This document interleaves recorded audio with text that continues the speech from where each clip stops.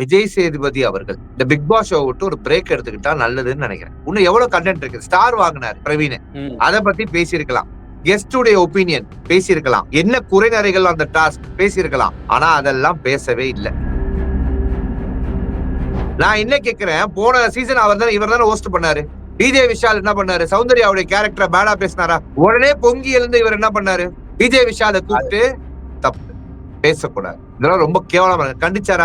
பிஜேஎஸ்க்கு நாம எல்லாம் ஃபயர் விட்டோம். ஆனா கமருதீனுடைய கேரக்டரை பார்வதி பேசும்போது பார்வதியை தட்டி கொடுக்குறாங்க. அது அவங்க ரெண்டு பேருடைய பர்சனல்ன்றாங்க.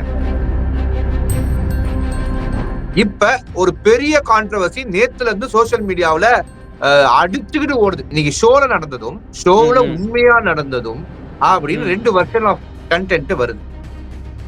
எனக்கு எப்படி தெரியுமா தெரிஞ்சு, எஃப்ஜேவை கூப்பிட்டு நல்லா பார்த்து பாலிஷ் பண்ணி பவுடர் எல்லாம் போட்டு அதுக்கப்புறம் மாலைய போட்டு வெட்டின மாதிரி இருக்கு.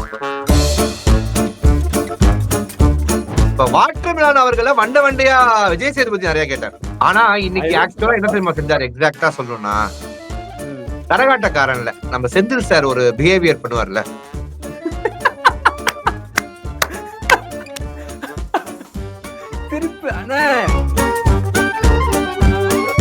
ஆக்சுவலா வாட்டர்மெலன் அவர்கள் கரகாட்டக்காரன் செந்தில் மாதிரி இருந்து விஜய் சேதுபதியை தான் கலாய்த்தள்ளி இருக்கிறார்.